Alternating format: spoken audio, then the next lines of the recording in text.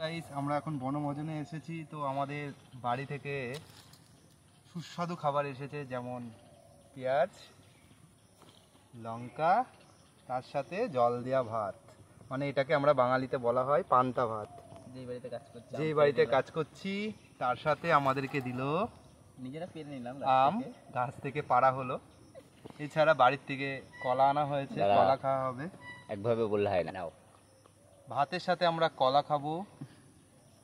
আম পাড়া হলো, আম বাগান, আম খাওয়া হবে। এছাড়া খাওয়া দাওয়া করে আমরা আবার কাজে লাগবো।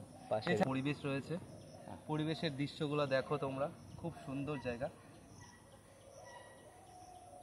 এছাড়াও আমাদের এখানে একটা রাজবাড়ি রয়েছে, ঘাট রয়েছে। এই জায়গাটা করে দেখতে পাচ্ছ না কি জানি না, কিন্তু আমরা দেখতে পাচ্ছি।